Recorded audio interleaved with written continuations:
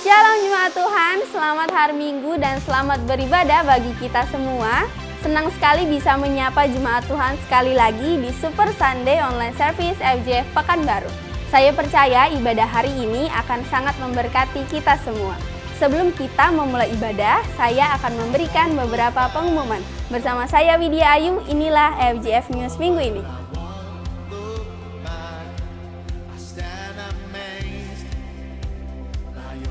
Diinformasikan kepada jemaat sekalian bahwa iCare akan tetap berjalan seperti biasa secara online. Bagi Bapak Ibu Saudara yang rindu untuk bergabung ke dalam iCare dan ingin lebih lagi bertumbuh di dalam Tuhan, saudara bisa menghubungi Ibu Fone dengan nomor sebagai berikut. Kami mengingatkan Bapak Ibu Saudara yang tergabung ke dalam iGrow Kelas Unsaved bahwa kelas akan kembali dibuka pada hari Selasa 30 Juni jam setengah 8 malam. Untuk mendukung operasional gereja FJF Pekanbaru sebagai rumah kita bersama, maka Bapak Ibu Saudara sekalian dapat memberikan persembahan melalui rekening mandiri dengan nomor sebagai berikut. Dan bagi Bapak Ibu Saudara yang memiliki kendala untuk memberikan persembahan melalui rekening, Bapak Ibu Saudara dapat memberikan persembahan melalui iCare Leaders atau menghubungi langsung Sekretariat FJF Pekanbaru. Kami mengucapkan terima kasih yang sebesar-besarnya kepada Bapak Ibu Saudara yang sudah memberikan persembahan, baik melalui rekening atau melalui Sekretariat FJF Pekanbaru. Tuhan Yesus memberkati. Kami Departemen Diakonia masih terbuka bagi Bapak Ibu Saudara-saudari yang rindu untuk berbagi kepada saudara-saudara kita yang membutuhkan. Saya percaya bantuan sekecil apapun dari saudara dapat meringankan beban mereka. Untuk informasi lebih lanjut, saudara dapat menghubungi Sekretariat FJF Pekanbaru. Demikianlah FJF News pada hari ini, dan sebentar lagi kita akan memulai ibadah kita yang akan dibawakan oleh tim FJF Praise Pekanbaru. Mari kita siapkan hati dan pikiran kita untuk menyembah dan memuji Tuhan. Setelah itu, kita akan mendengarkan sebagian daripada firman Tuhan yang akan dibawakan oleh hamba-Nya. Enjoy the service and God bless you all.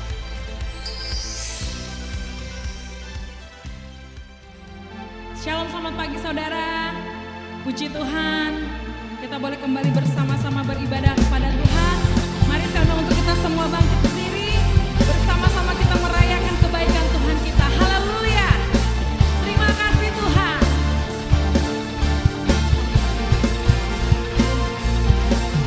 Semua bernyanyi dan berseru pada alamat di semua tunduk padanya.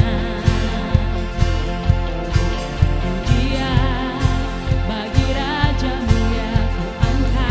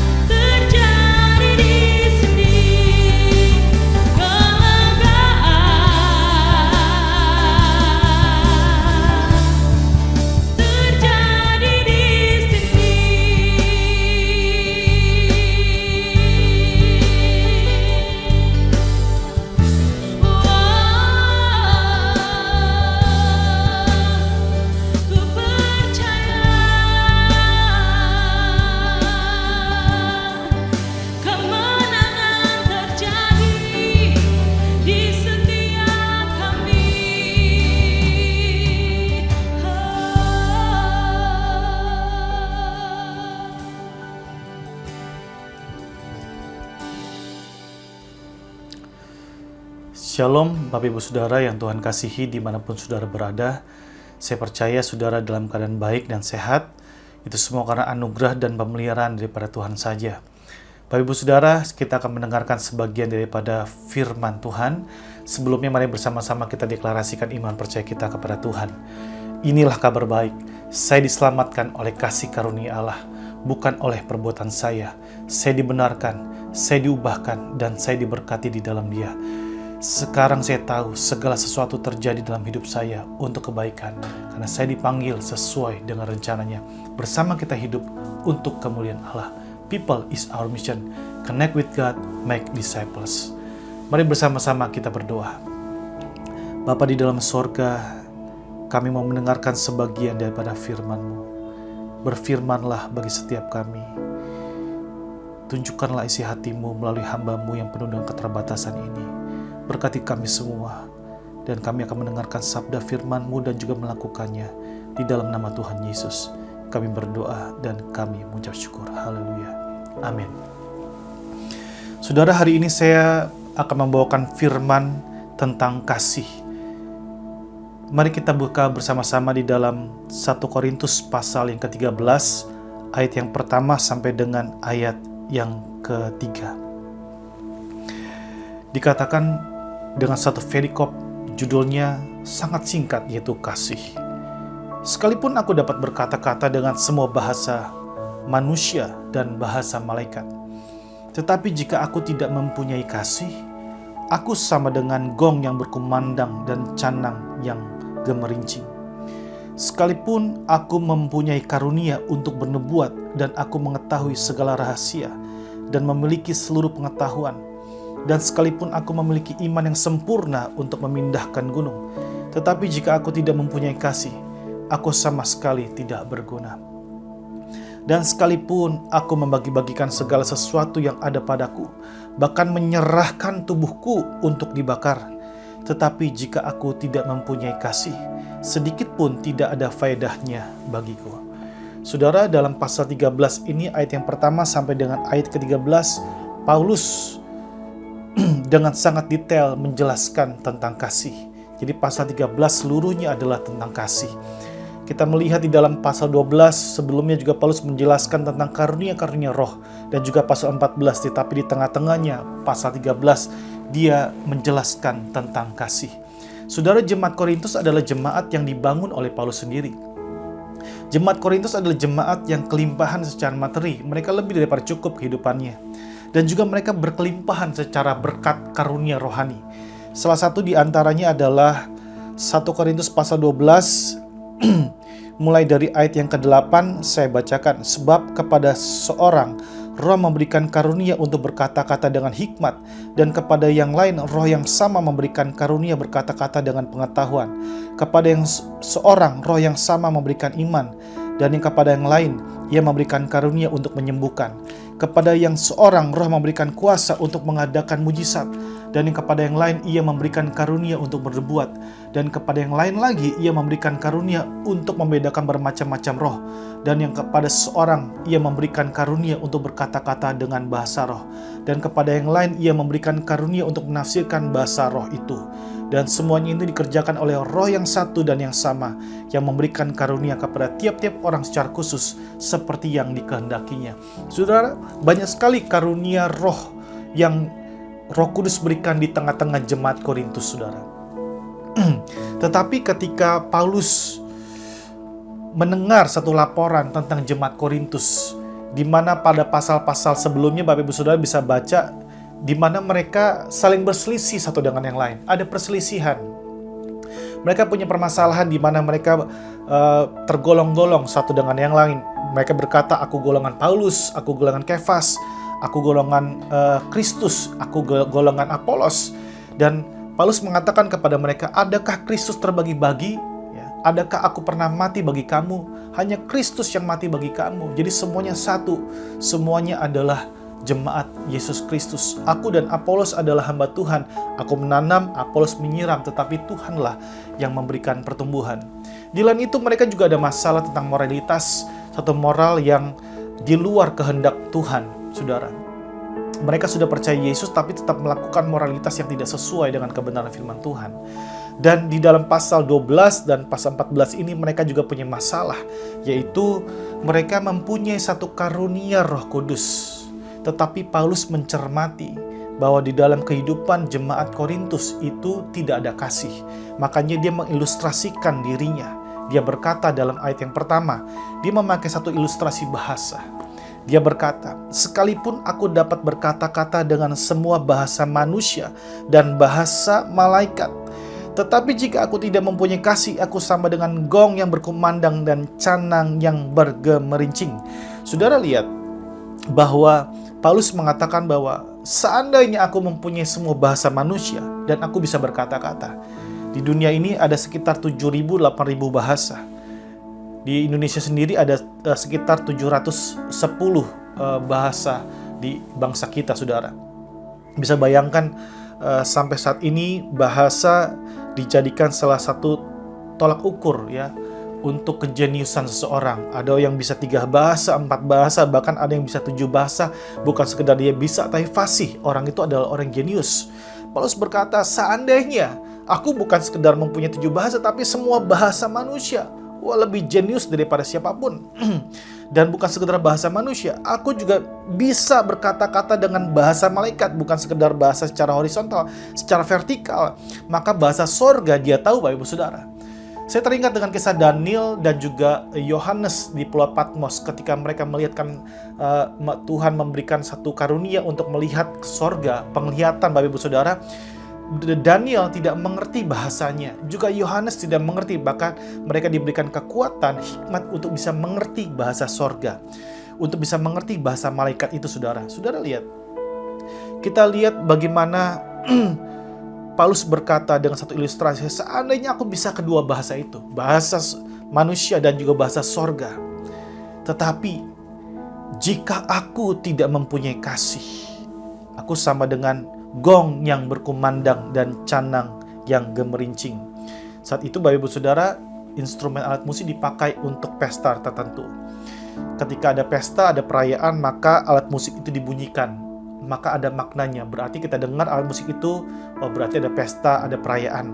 Tetapi ketika alat musik itu dibunyikan dengan nada yang sama dan orang berkumpul, tapi tidak terjadi apa-apa, tidak ada perayaan, tidak ada pesta dan sebagainya, akhirnya orang bubar. Oleh karena apa? Itu hanya alat musik yang bunyi tetapi tidak ada maknanya. Begitupun juga orang, Paulus mengatakan bahwa orang yang mempunyai semua bahasa, aku punya bahasa semua, bahkan aku mengerti bahasa malaikat, tapi aku nggak punya kasih. Aku sama dengan tidak ada makna dan tidak ada artinya. Yang kedua, dia memakai ilustrasi karunia, Bapak Ibu Saudara. Dia pakai ilustrasi karunia. Karunia apa saja? Dia berkata, sekalipun aku mempunyai karunia untuk bernubuat. Yang kedua, mengetahui segala rahasia. Yang ketiga, memiliki seluruh pengetahuan. Dan yang keempat, juga ia memiliki iman yang sempurna. Untuk apa, saudara? Untuk memindahkan gunung. Oh, ini sesuatu yang luar biasa. Dia memberikan ilustrasi, sekalipun aku mempunyai karunia untuk bernubuat, aku mempunyai seluruh pengetahuan. Ya, aku mengetahui segala rahasia. Orang paling senang mengetahui rahasia orang lain. Negara yang satu mencari rahasia negara yang lain, ya saudara ya. Manusia paling suka kalau bisa mengetahui rahasia orang lain. Nah itu dia kalau manusia. Ya, makanya Paulus mengatakan, sekalipun aku mengetahui segala rahasia, sebuah rahasia tidak ada yang tersembunyi bagi Paulus. Dan juga aku mempunyai iman yang sempurna untuk memindahkan gunung. Sekali lagi, tetapi jika aku tidak mempunyai kasih.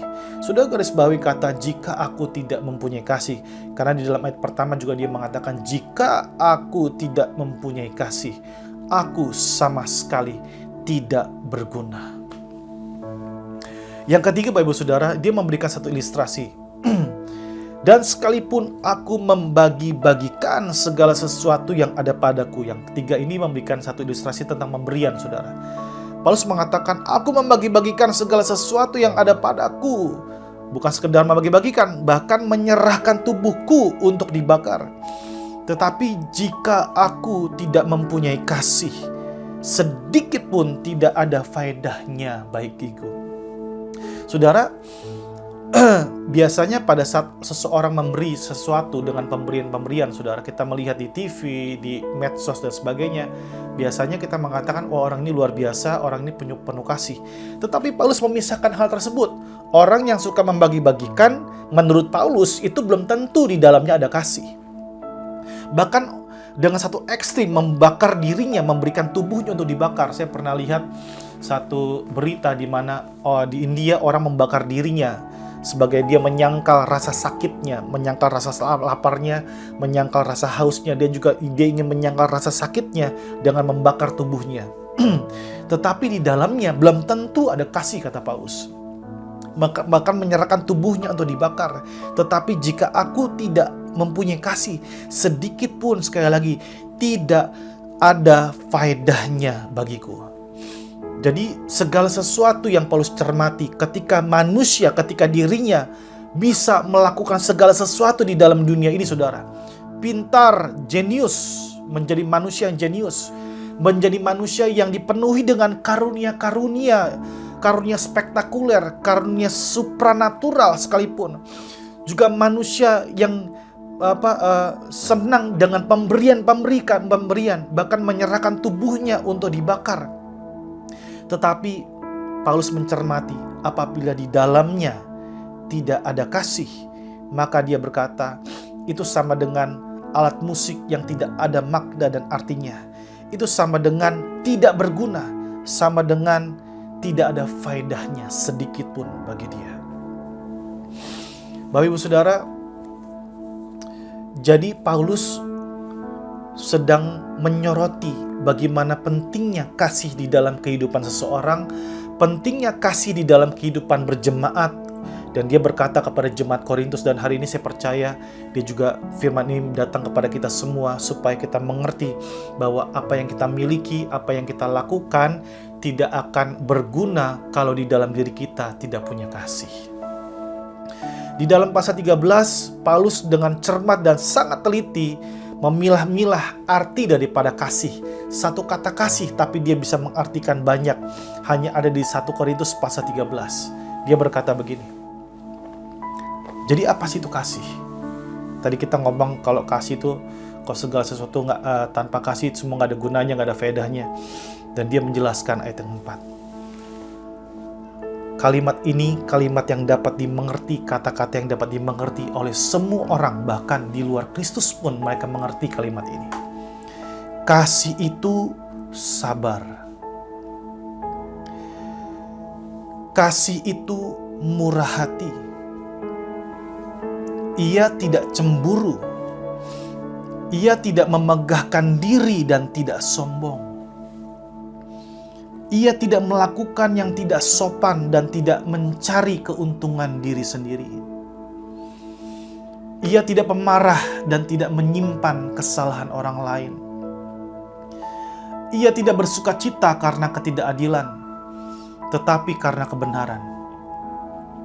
Ia menutupi segala sesuatu, percaya segala sesuatu, mengharapkan segala sesuatu, sabar menanggung segala sesuatu. Saudara, sangat detail Paulus mengartikan kasih. Kalau saudara baca di dalam Galatia pasal yang kelima, buah roh ialah kasih, sukacita, damai sejahtera.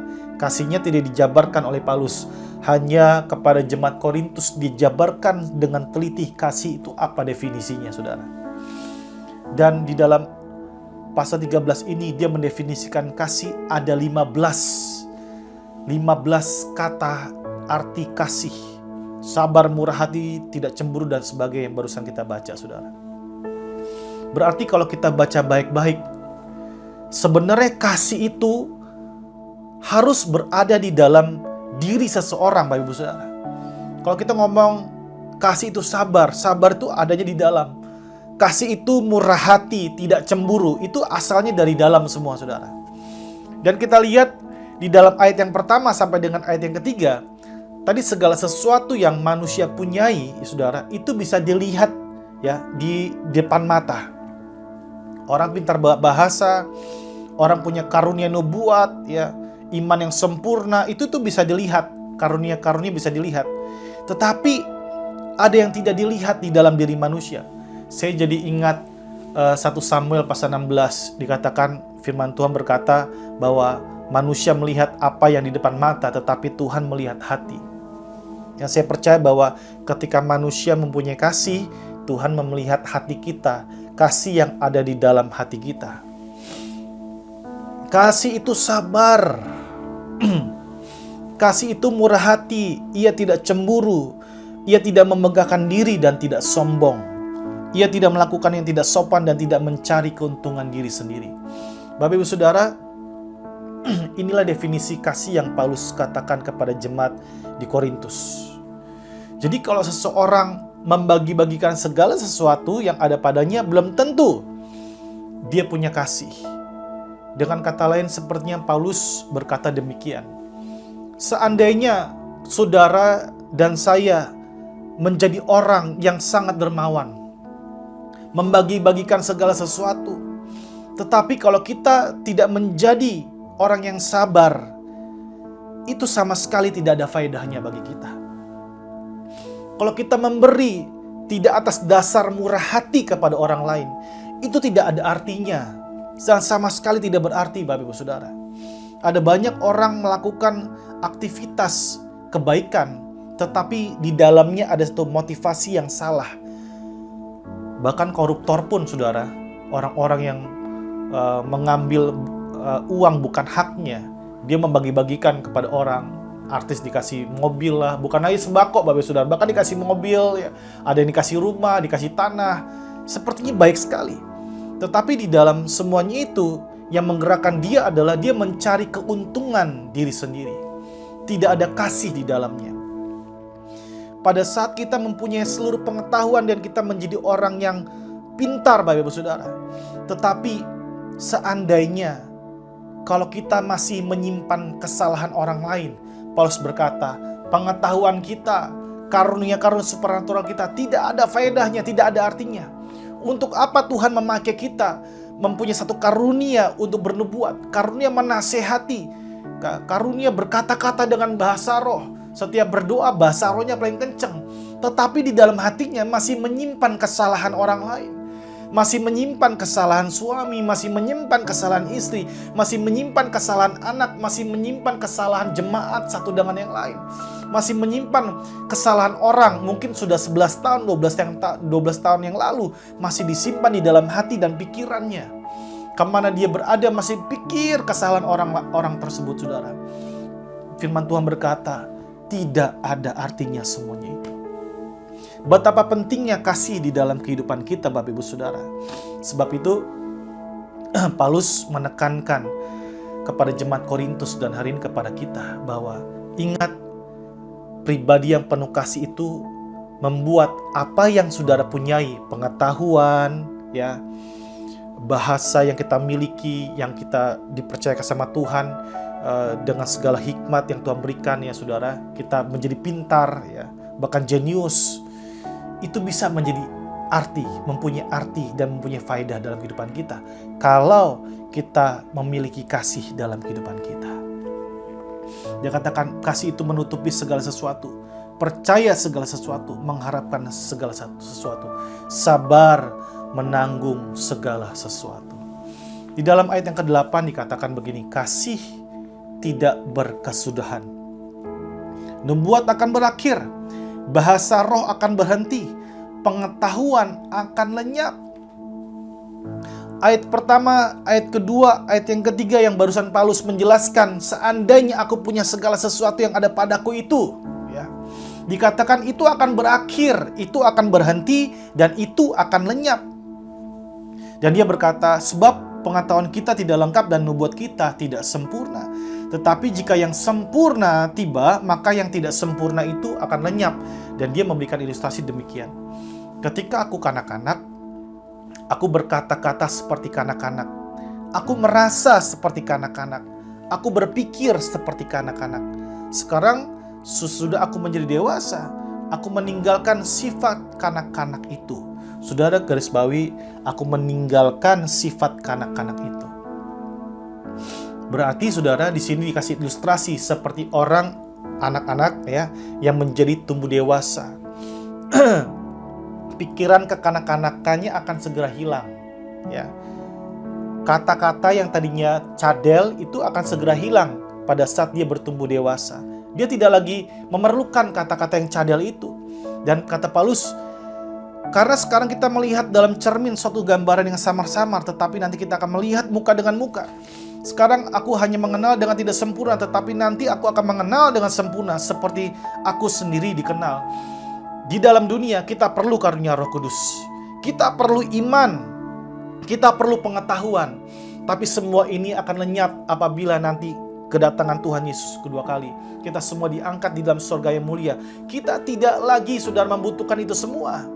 Tetapi yang kita ada ya saudara, yang ada di dalam diri kita, karunia akan lenyap semua. Tetapi yang tetap ada adalah kasih.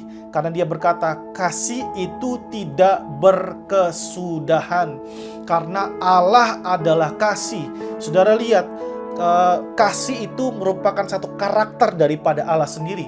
Makanya Paulus berkata, kasih itu hakikatnya tidak akan pernah berkesudahan. Kasih itu sifatnya adalah kekal.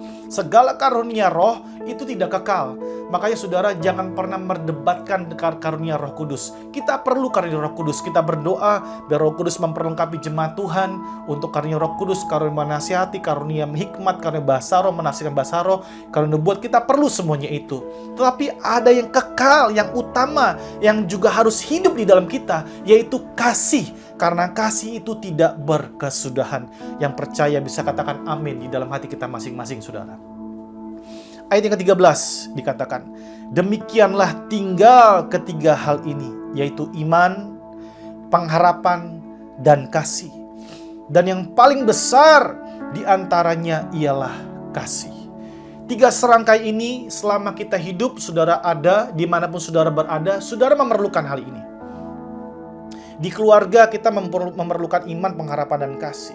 Di tempat pekerjaan kita juga memerlukan semuanya itu, saudara.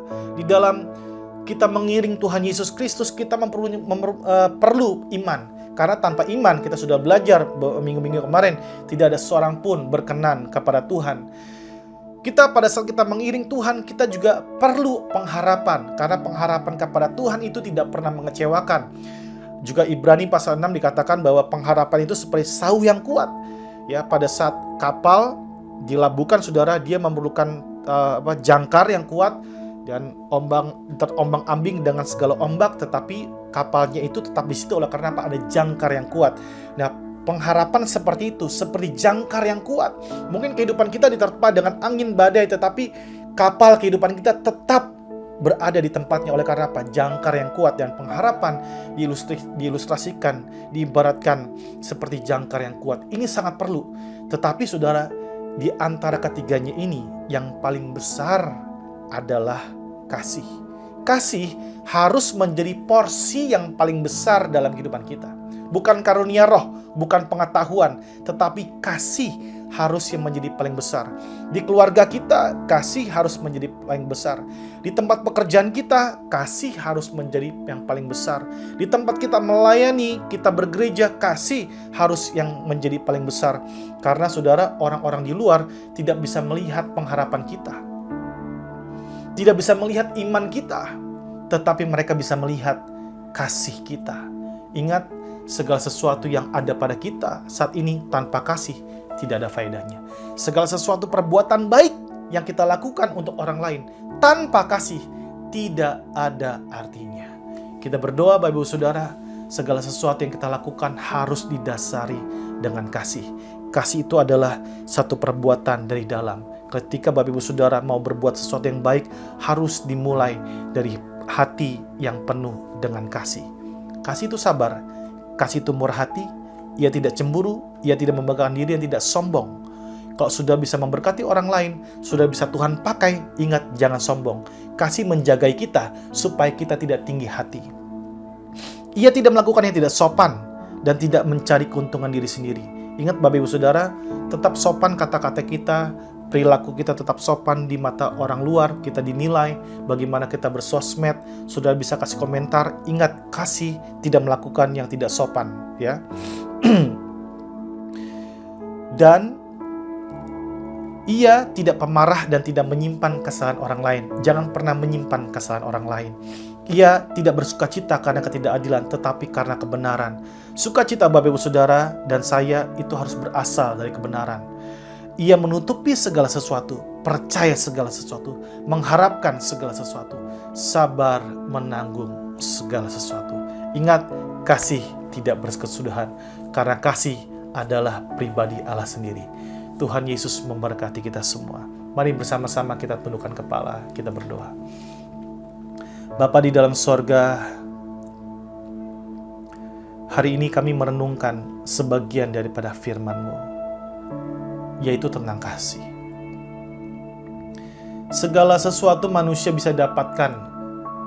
Dengan jerih lelahnya, dia bisa belajar semua bahasa, bahkan semua bahasa manusia.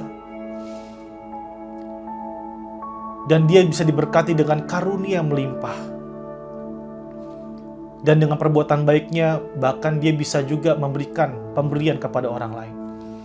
Tetapi kalau tanpa kasih, tanpa menjadi pribadi yang sabar, tanpa menjadi pribadi yang murah hati, tidak menyimpan kesalahan orang lain, semuanya itu maka tidak ada artinya, tidak ada faedahnya sama sekali. Bapa, Engkau adalah pribadi yang penuh dengan kasih. Kami mau belajar daripada Bapa sendiri, bagaimana cara menjadi pribadi yang penuh dengan kasih. Tidak mudah. Bukan sekedar kami mendengar dan juga mengkhotbahkan tentang kasih ini Tuhan.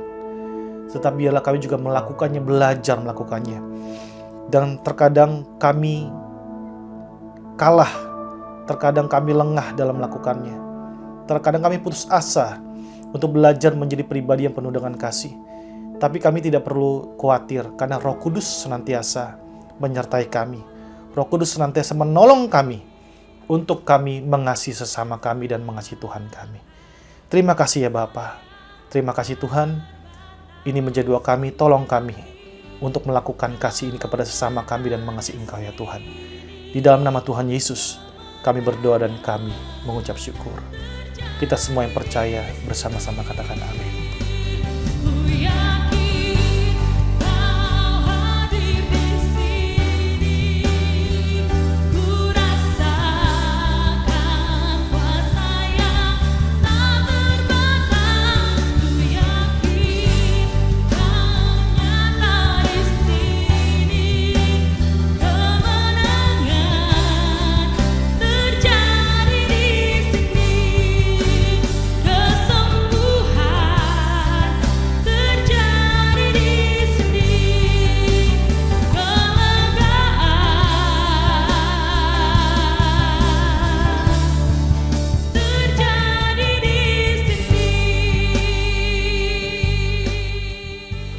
Saudara-saudara yang Tuhan kasihi, dimanapun saudara berada, mari arahkan hati dan pikiran saudara kepada Bapa di sorga, karena dialah Bapa yang baik, yang memberkati kita setiap anak-anaknya. Saudara-saudaraku yang terkasih di dalam nama Tuhan, terimalah berkat damai sejahtera yang berasal daripada Bapa di sorga, yaitu berkat damai sejahtera yang melampaui segala akal manusia, akan memelihara hati dan pikiran saudara. Dan berkat kasih sayang daripada anak yang tunggal, yaitu Tuhan Yesus Kristus, yang telah mengajari kita bagaimana cara mengasihi. Dan berkat penyertaan daripada Roh Kudus yang akan menyertai saudara dan saya sampai Maranatha, Tuhan Yesus datang kedua kali, menjemput setiap orang-orang yang percaya kepadanya.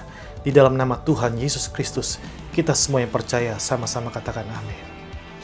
Bapak Ibu Saudara, kasih yang telah kita bahas ini, alangkah sangat baiknya Bapak Ibu Saudara bisa membahas kembali di care group saudara.